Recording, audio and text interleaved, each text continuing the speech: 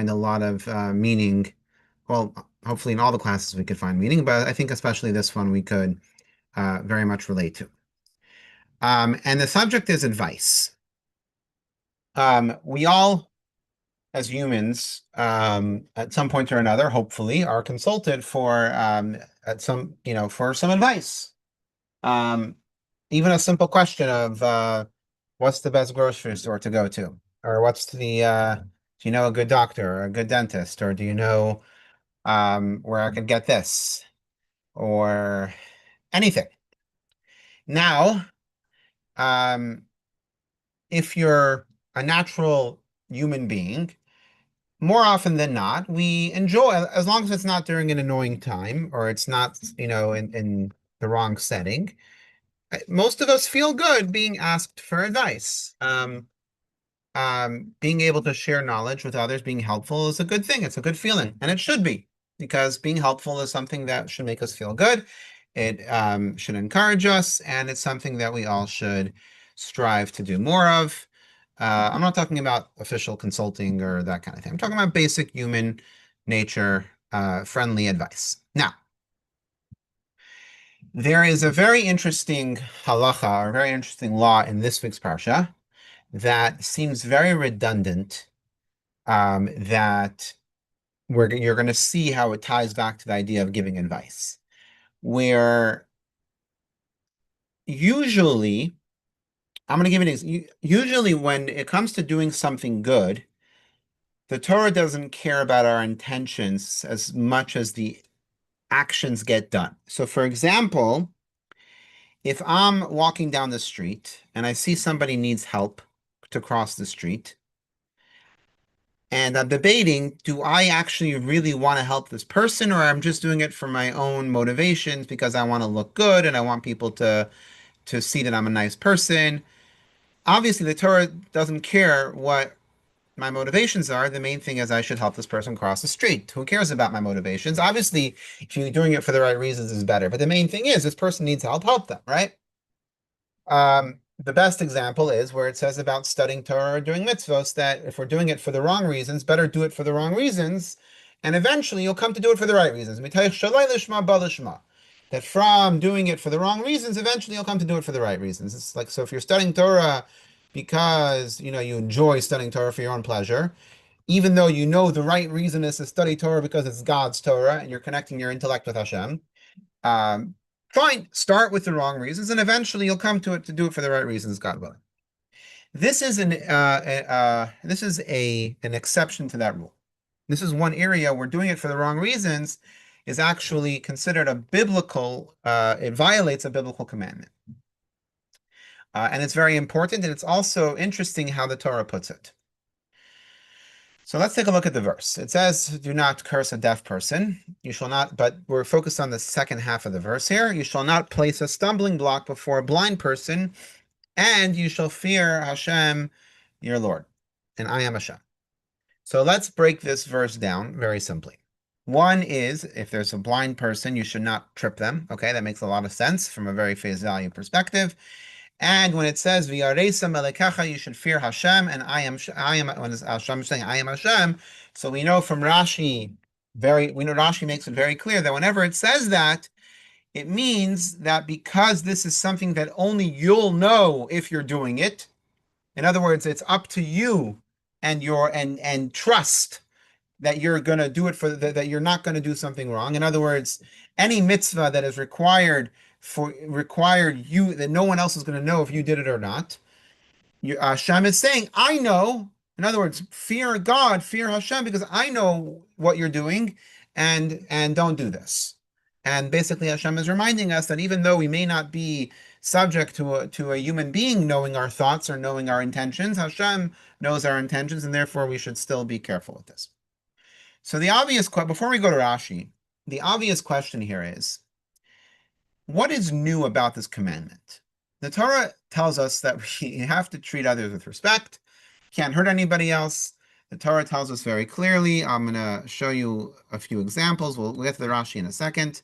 But it says that Torah says if you have a pit in your property, if you have a hole in your property, you have to make sure that it's covered or there's warning signs so nobody falls into it. Even a donkey shouldn't fall into it. In other words, you have to look out to make sure that your property doesn't cause injuries or, God forbid, death to somebody else, and that's your responsibility, not because you might get sued, but because the Torah wants you to do everything you can to protect another person or even an animal from a injury that you caused through your own negligence, right?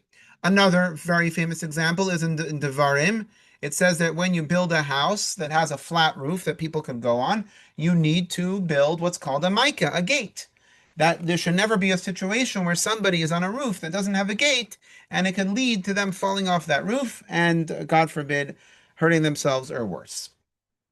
That you have to do everything you can to protect life. So, and there's other examples as well the Torah gives to make sure that you don't hurt somebody else. So what is unique about this mitzvah that do not place a stumbling block before a blind person when it's pretty obvious that we already know you cannot hurt someone? Of course, a blind person even more so. So what's this pasuk adding? What's this mitzvah or this verse adding? So Rashi gives us the answer, but the answer is going to be very, very interesting. We're going to come back to this Maimonides in a second. I want to first go to the Rashi. Sorry. Here we go. So Rashi says like this. You shall not place a stumbling block before a blind person. What does this mean? It's not blind. The word blind doesn't necessarily mean blind in the eyes. Blind can be blind in a matter of any area that they are not an expert in, which means that they are blind to in knowledge towards a specific area that you are knowledgeable in. So let's say you are an expert in groceries and they are not, and they're asking for your advice in where to get their groceries from. I'm just using that as an example because we mentioned the grocery store. So you are now giving them advice about where to shop for groceries, and putting a stumbling block would be because you're the expert and they're not, and they don't know better, giving them bad advice in a way that they don't know that it's bad advice is putting a stumbling block in front of a blind person because they are blind in that area of life and you are not. And you're putting a stumbling block by giving them bad advice. That's the idea that Rashi is saying. And Rashi gives a very weird example. For instance, do not say to someone, sell your field and buy a donkey with that money, while in truth you plan to cheat them since you yourself will take it from them. It doesn't say what you'll take from them. It doesn't say how you'll cheat them. So Rashi is very, very cryptic in this example. That's why I first gave you a very basic example. I want to give another example that is more in line to modern technology and modern behavior today. Okay? Let's say you are an expert, and this is actually something that happens to me a lot. Not an expert, but let's say you happen to know which banks are the best bank accounts for people to not have to pay fees and not have to and could earn interest and be able to have the best no fee ATMs or whatever it is. They have good bank accounts for let's say young people or whatever. Now, some banks will give you a referral bonus if you get somebody with your link to sign up to the bank account, even if it's not the best bank account. So let's say somebody asks me, hey, Benzine, which bank account should I sign up for? And I happen to know which bank account would be best for that person. However, there's another bank that I would get a referral bonus from, so I'd rather send them the bank which has the referral bonus so I could benefit. And since they don't know better, I'll send them that bank account. That's an example, technically, of putting a stumbling block in front of a person who is blind in that area. That's, in a way, the first half of Rashi. The Rebbe is going to take apart this Rashi in a way that's going to really change things in how we see this idea. But let's go back to the text that we skipped. So first of all, let's understand the Torah's responsibility that we have Torah's expectation of us to protect other people. So the Maimonides explains what our responsibility is if we're a homeowner or a property owner. So the positive mitzvah is to build a guardrail on the roof of a house, and the commandment instructs us to remove hazardous and dangers from all our dwellings. That is why we must build protective wall around the roof, around pits, ditches, and anything similar, so that no one in danger might fall from them or into them. So the idea of not putting a stumbling block in front of somebody is pretty clear and included in this mitzvah. Likewise, any unsafe or unstable places must be repaired or constructed in a way that eliminates the risk or removes the danger. I'm going to give you an example at Friendship Circle. So we have a storage facility under the Friendship Circle building that I'm in right now.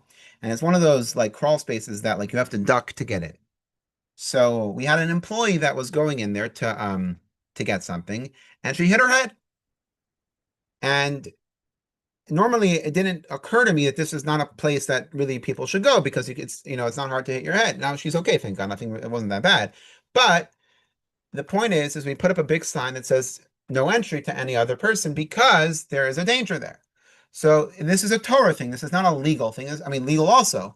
But from a Torah perspective, you as a property owner or a manager, if you're responsible for that space, you have to do everything you can in any space where people are going to make sure that there's nothing there that could harm them in a way or a way that puts them in danger. And that includes for someone who's blind and not putting something that could harm them either.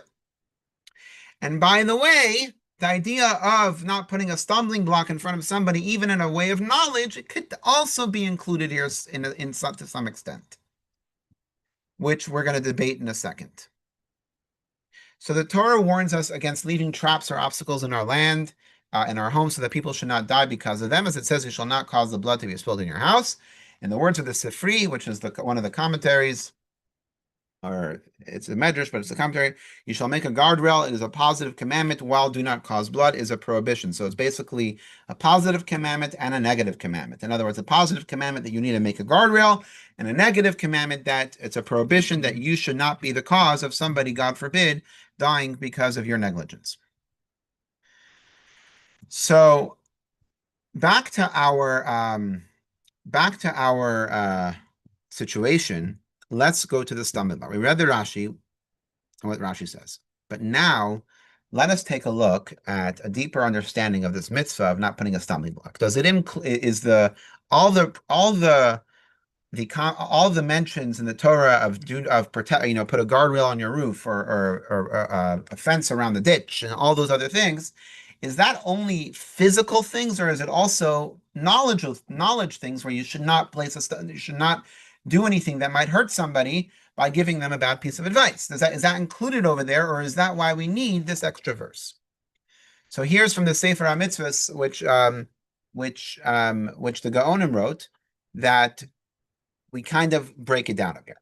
What emerges is this: when it comes to creating a physical hazard with one's own hands, there's a distinct prohibition derived from the verse, "You shall not cause blood to be spilled in your house." The prohibition of "you shall not place a stumbling block before a blind person," however, was applied by the sages to be a different kind of stumbling block. Not necessarily, I added the word necessarily, a physical danger, but misleading someone with harmful advice that leads to sin. For example, if the question arises about whether a certain woman is permitted to a Kohen, and you falsely answer yes, you could cause that person to do a sin. Another example is giving advice that causes financial loss, or handing a cup of wine to someone who's not allowed to drink it, like a nazir, or giving someone a limb from a live animal to a non-Jew, which everyone is required to follow that law. This is entirely a different matter and therefore requires its own separate warning. So it's basically the stumbling block of knowledge when somebody is not knowledgeable in a certain area and you give them advice that could harm them, then or harm them spiritually speaking. That is what this verse is coming to teach us. But Rashi doesn't quote this Absadia Gaon that we just read. Rashi goes on a little different direction here. Rashi first says, don't give advice that's not suitable for them, right? That's the first part of Rashi. The second half of Rashi, for instance, is very cryptic, where it doesn't say anything about sell your field and buy a donkey with the proceeds. What's wrong with that advice? Let's say it's a very good donkey, and let's say the field was a bad field. That might be actually very good advice. What's wrong with that? And while in truth you plan to cheat them since you yourself will take it from them, what's the context here? What's Rashi talking about? So this is where it gets very interesting. So if you were confused until now, this is where we're gonna explain it. What is this mitzvah of don't put a stumbling block in front of a blind person? What is Rashi really getting to the core of at this mitzvah? What are we not allowed to do what's the problem? And what is the Torah adding with this mitzvah when it comes to harming someone else who is blind physically or in a specific area of knowledge or a specific area of expertise? What is the problem? So the Rebbe explains like this. With the addition of the closing phrase, you plan to cheat them since you yourself will take it from them. This is the punchline. Rashi emphasizes, and this is where the Rebbe brings out the beauty of Rashi. That's why Rashi doesn't quote the Sefer HaMitzvahs from Sadia Gaon. He takes it further. Rashi emphasizes that the problem is not simply causing the blind person to exchange a field for a donkey, since that in itself does not necessarily result in a loss. What's the problem? The problem is that you're gaining off of that advice. That's the problem. Let's go back to the Rashi for a second. Rashi doesn't like that idea. Rashi is explaining this mitzvah of do not put a stumbling block in front of a blind person. It's different than all the times about don't have a ditch where somebody could fall or a roof that somebody could fall off or anything that person could hurt themselves. This is a different mitzvah. This is a mitzvah where do not give advice or do not put a stumbling block in front of someone where the goal is for your benefit.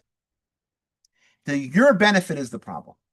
If you're benefiting from it, then everything becomes corrupted.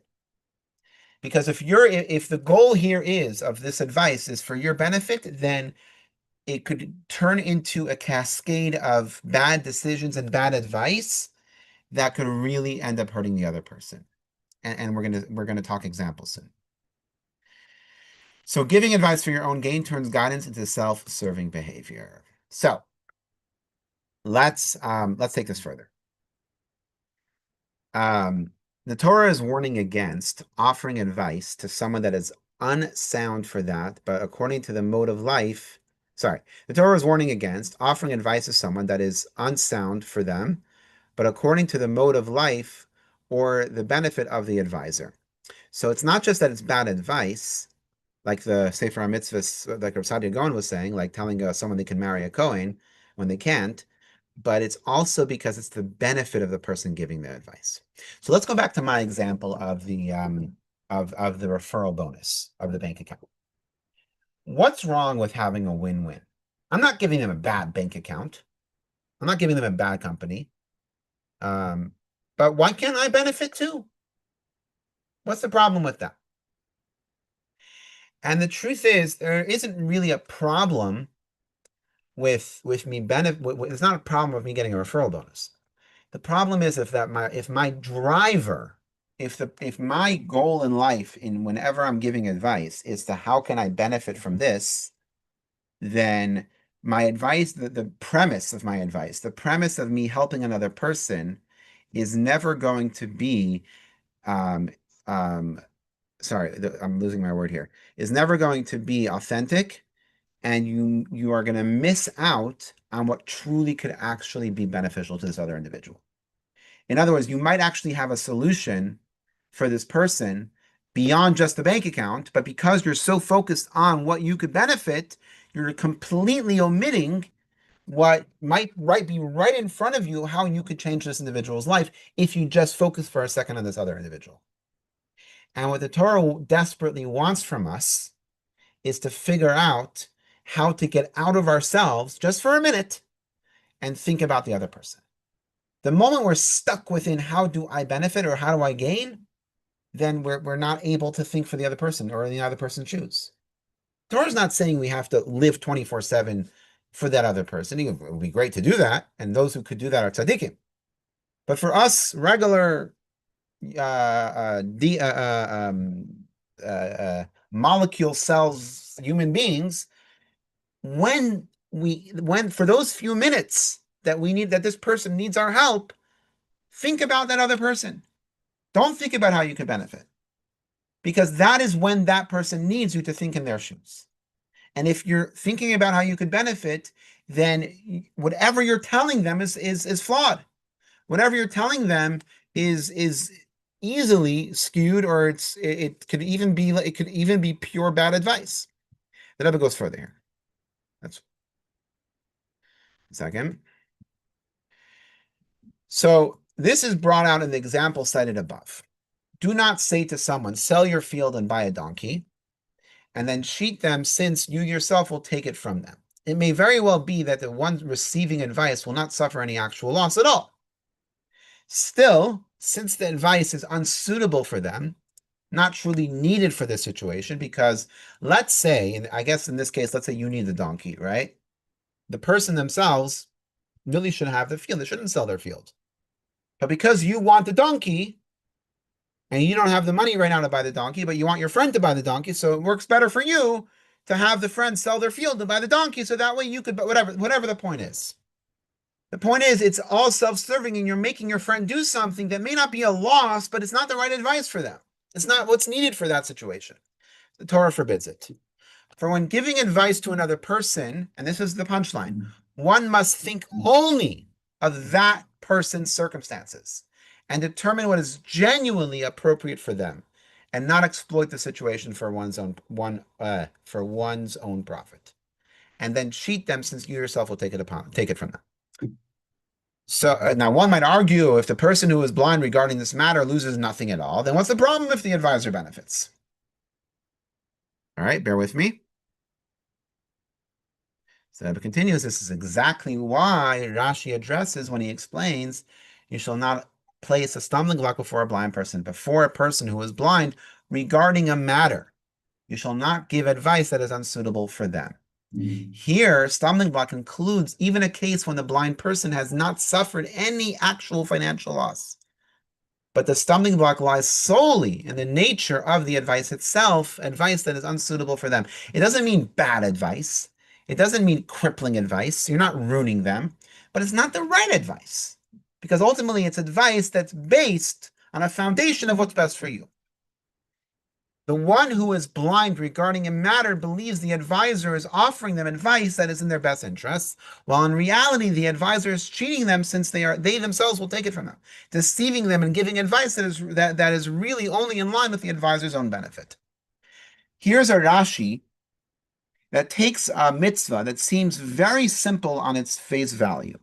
Let's go back for a second. This is a very brilliant concept in how Torah works versus how we learn Torah as Jewish people, okay? There's no better example than this. The Torah says, do not put a stumbling block in front of a blind person. Fear Hashem, I am God.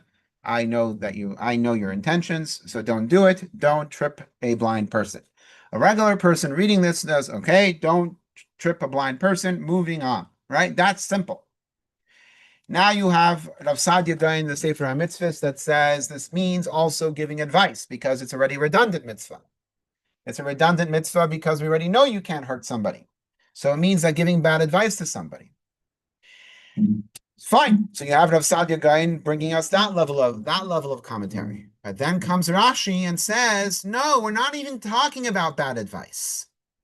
We're not talking about advice that's going to ruin the person. Where is it? 1 second. We're not talking about advice that's going to be terrible for the person. We're talking about advice that's just not suitable for them. It's just not the right advice because it's about your benefit in the end. That's the problem.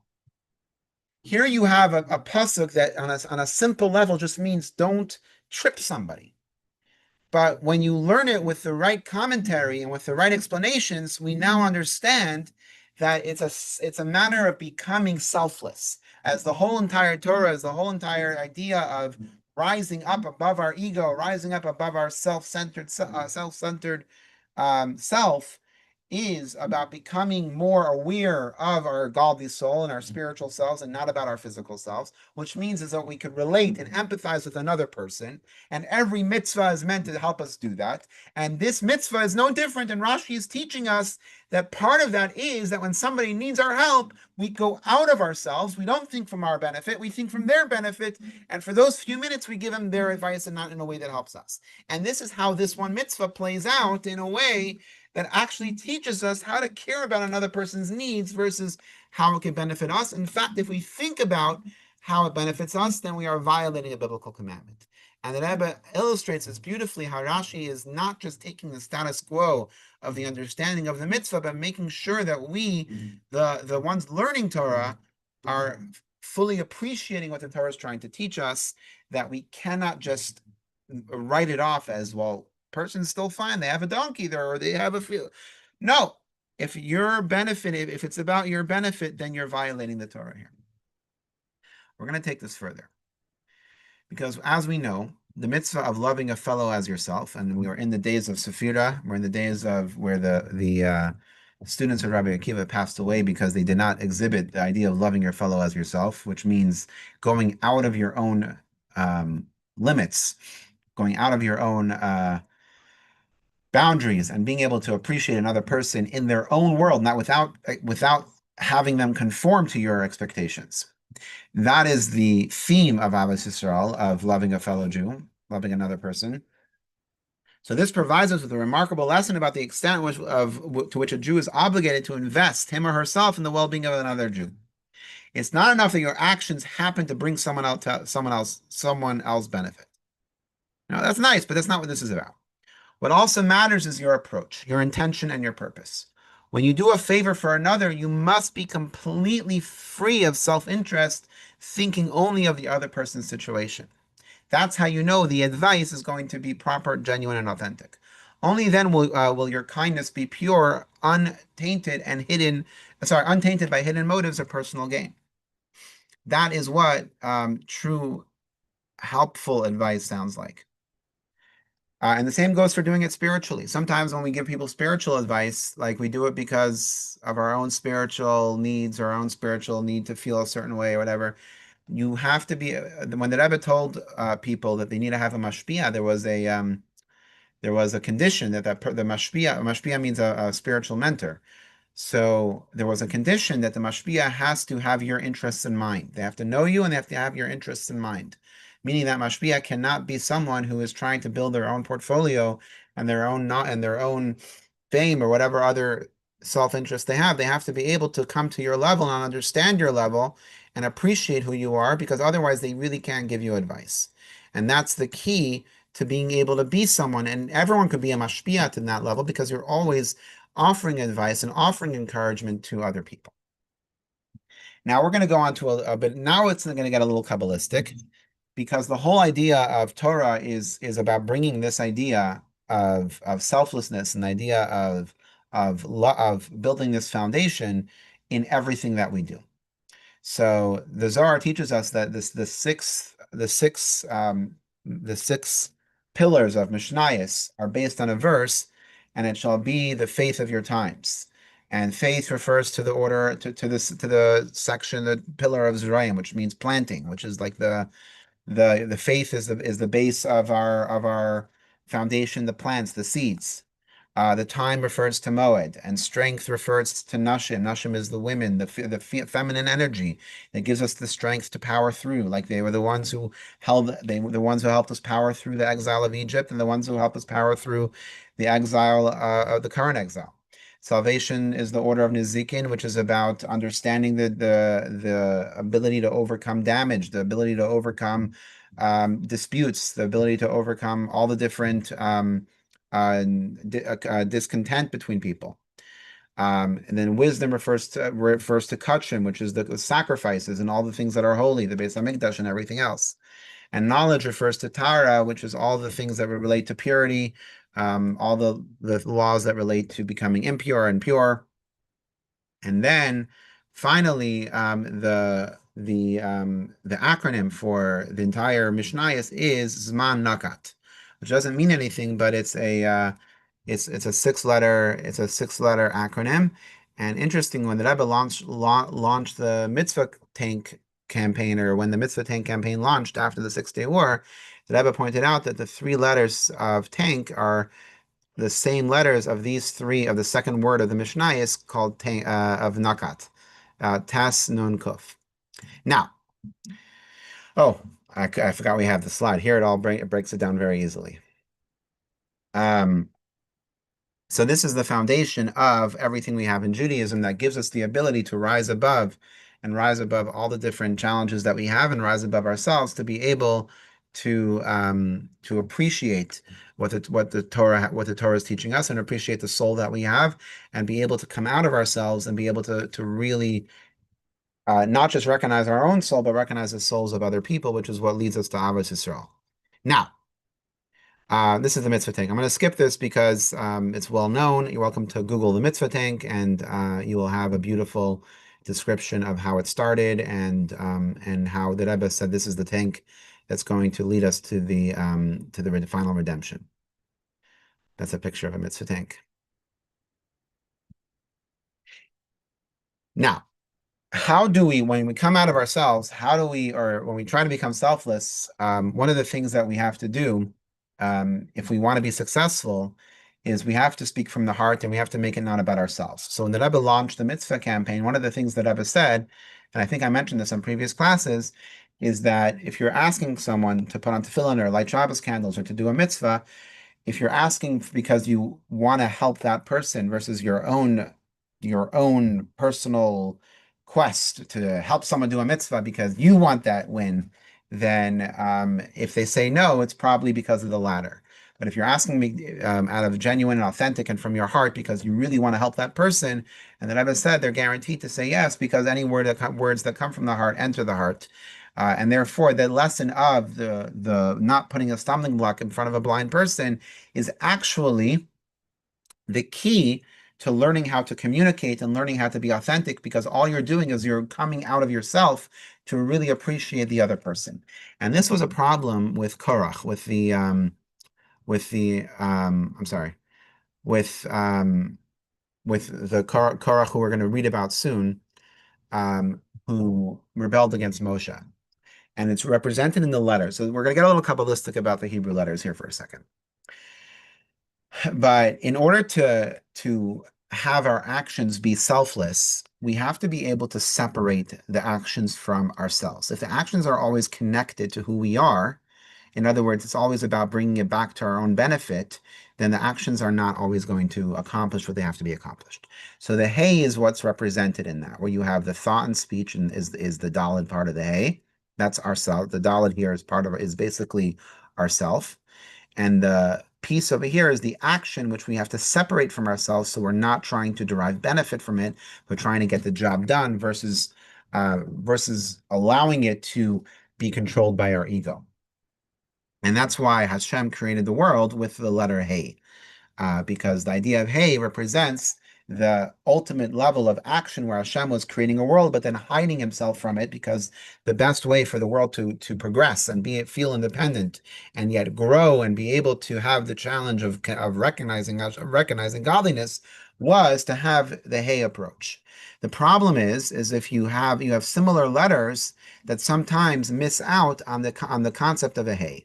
So what are some of those letters? I'm going to skip this text here. Korach. Because what is Korach? Korach, the three letters, number one here is you have a little bit too much thought and you overthink things too much or a little bit too much talking. And then sometimes your actions go a little bit too far to the point that you don't necessarily realize how your actions are actually hurting versus helping.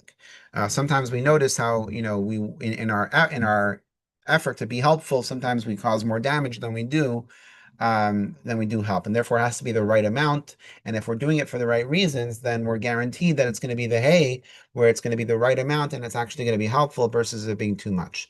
The Reish is the thought and the speech, but there's no action. It's somebody who secludes themselves, that just focuses on their own davening and focuses on their own spiritual growth, but doesn't focus on the action, on what has to get done, on helping others. They just focus on themselves. And the ches is when, in this case at least, the ches is when their actions are all about the person's benefit, because the action is connected to the person, and they always want to make sure that there's return on their investment, return on their actions, and therefore.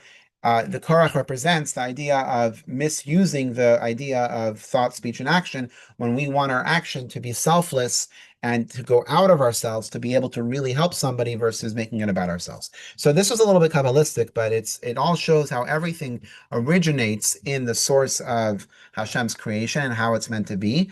And the takeaway should be from all this is that we need to, actually, let's read this part here. Here's the distinction. When an action is directly connected to thought without any interruption, the person is really only thinking about themselves. All thought, speech, and action are focused on their own benefit.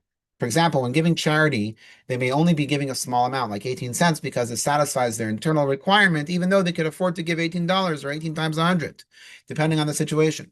However, when there's a break between thought and action, like the shape of the letter Hei, the person is thinking not just about their own action, but about the action itself, meaning about how their actions impact others and what the other person needs. I added those words.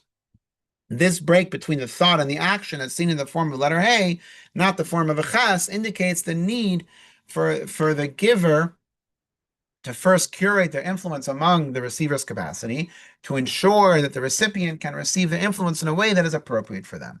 And that's why you need to make sure that your actions are actually going to have the right effect, because it's about the receiver. It's not about your feelings. It's not about how you feel about it. It's about how the person benefiting from it. And that's the idea of a blind person, meaning that you're right now, if you're the giver, you have to make sure that the person could actually receive it and it benefits them, because it's about them and it's not about you.